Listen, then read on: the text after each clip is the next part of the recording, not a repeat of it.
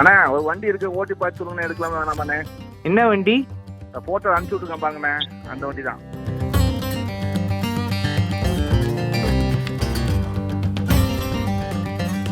Shami Mubarak phone பண்ணி சொல்கிற வரைக்கும் இந்த மாதிரி ஒரு பைக் இருக்குதுன்னு எனக்கு தெரியாது. இனாசுமானா ஜாப்பனீஸில் லைட்னிங்னு அர்த்தம். 250cc parallel twin cylinder engine. Yeah, you heard it right. 250cc parallel twin. பேருக்கேற்ற பக்குவம் வண்டியில் இருந்ததா பார்த்துடலாம். சேனல் புதுசுனா என் பேர் அருண். உங்களுக்கு bike ride, travel, moto vlog இதெல்லாம் பிடிக்கும் அப்படின்னா சும்மா இந்த சேனலை மைண்டில் வச்சுக்கோங்க. மேபி உங்களுக்கு பிடிக்கலாம். அதர் தன் தட் என்ன மக்களே எப்படி இருக்கீங்க?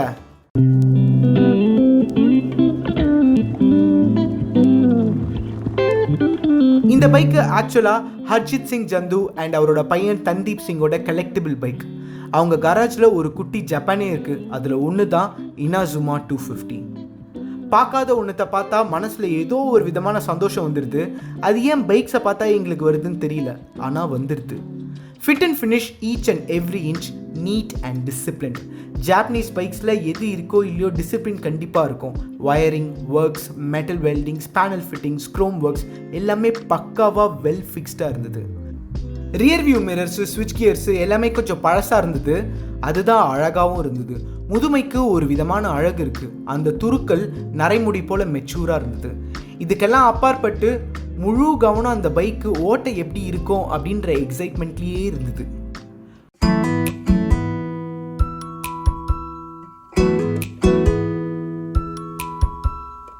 .248cc 4-stroke 2-cylinder liquid cooled SOHC engine, 24 HP at 8500 rpm and 22 Newton meters of peak torque at 6500 rpm.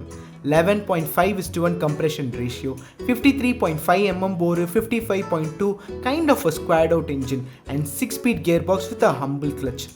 வண்டியோட initial pickup ஒரு 250cc single cylinderக்கும் 250cc parallel twin cylinderக்கும் இருக்கிற வித்தியாசத்தை கிளியராக காட்டுச்சு. இட் வாஸ் எக்ஸ்ப்ளோசிவ், ஆனால் சத்தமே இல்லை.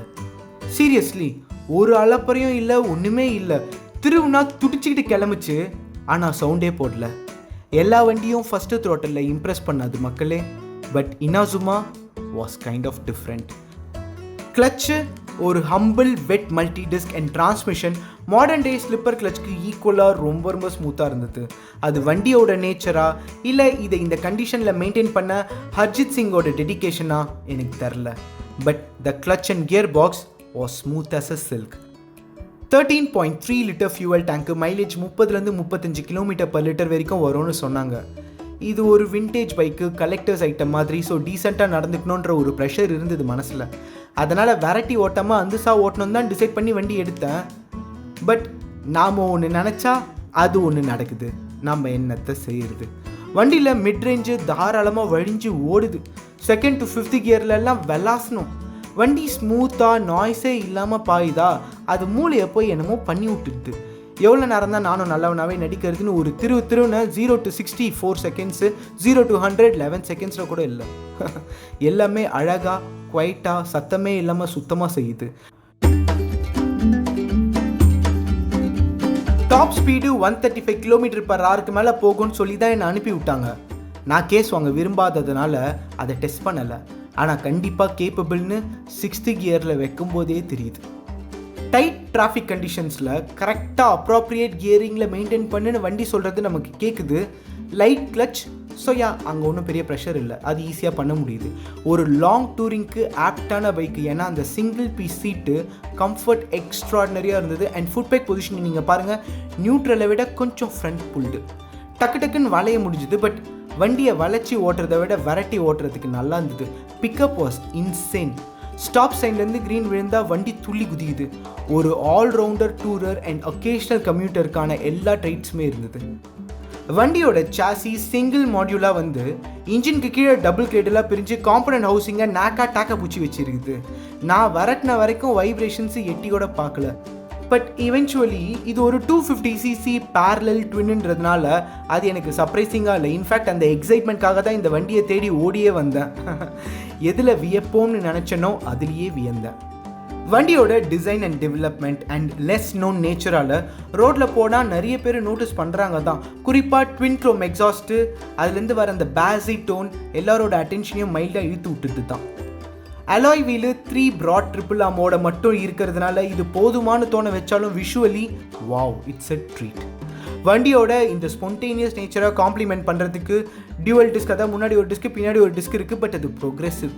அந்த டிஸ்க்கு நுனியில் இல்லை, அதை பழகி பார்த்து வச்சுக்கணும். நல்ல பிரேக்ஸு, ஆனால் அதோட ப்ரோக்ரெசிவ் நேச்சர் நம்ம மசிலுக்கு மனப்பாடம் ஆகணும். அது ஆகிடும் கொஞ்ச நேரம் ஓட்டணும். ஆனால் ஃப்ரண்ட்டில் telescopic coil spring, oil damped suspension and பின்னாடி swing arm type coil spring, oil damped suspension. இது நேக்கட் ஸ்போர்ட்ஸ் ஃபார்மேட்டில் இருந்தாலும் சஸ்பென்ஷன் சூப்பர் ப்ளஷி. ஸோ ஸ்போர்ட்டியாக டைட்டான கார்னர்ஸில் வளையறதுக்கு லைட்டாக பயமாக தான் இருக்குது. ஸ்போர்ட்ஸ்னால் நோப் தான், ஃபர்மர் சஸ்பென்ஷன் தேவைப்படும். இனோசுமாவில் அந்த மாதிரி ஒரு ஃபர்மர் சஸ்பென்ஷன் ஃபீல் ஆகலை. ஆனால் அந்த சஸ்பென்ஷன் சிட்டியோட பேட் ரோட்ஸில் ரொம்ப ப்ளீஸிங்காக இருந்தது. டூரிங் அண்ட் கம்யூட்ஸ் ஆங்கிளில் பார்த்தா தி பெஸ்ட் ஃபிட்.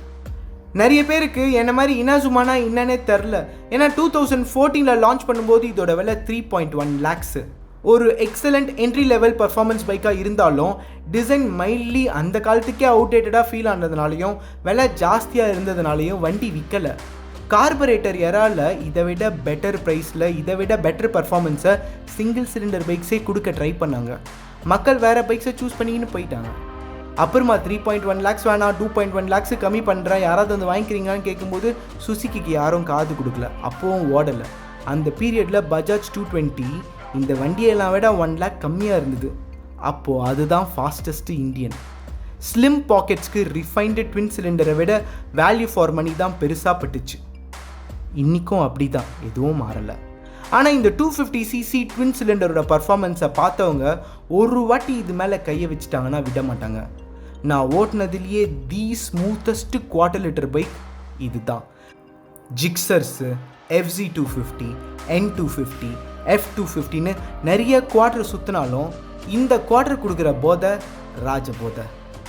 இந்த சரக்கை ஊற்றி கொடுத்த ஷமி முபாரக்கையும் அதுக்கு பர்மிஷன் கொடுத்த ஹர்ஜித் சிங்கையும் என்றைக்குமே நான் மறக்க மாட்டேன். இப்போது நீங்கள் சொல்லுங்கள், உங்களில் எத்தனை பேருக்கு இனாசுமான்னு ஒரு பைக் இருந்ததுன்றது தெரியும்? அப்படி தெரிஞ்சிருந்ததுன்னா அதை பற்றி கமெண்ட்ஸில் எழுதுங்க. தெரியலனா இதான் நான் ஃபஸ்ட் டைம் பார்க்குறேன் ப்ரோ அப்படின்னு ஒரு 2 வார்த்தை கமெண்ட்ஸில் ஆசையாக எழுதுங்க. நானும் பார்த்து படித்து ஹாப்பியாக இருப்பேன். ஃபார் யோர் இன்ஃபர்மேஷன், ஹர்ஜித் இந்த பைக்கை விற்கலை. இவர் வாங்கணும்னு நினச்சது வேறு ஒரு இனாசுமா, அது ப்ளூ கலரு, அதோட ஃபோட்டோ போட்டிருக்கேன். அதையும் உங்களுக்கு விற்கலை. அந்த வண்டி இவரே வாங்கிடுவாருன்னு நான் நினைக்கிறேன். எப்பவுமே ஹாப்பியாக ஜாலியாக ஃபன்னாக இருங்க மக்களே.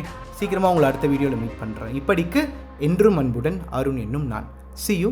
Bye-bye.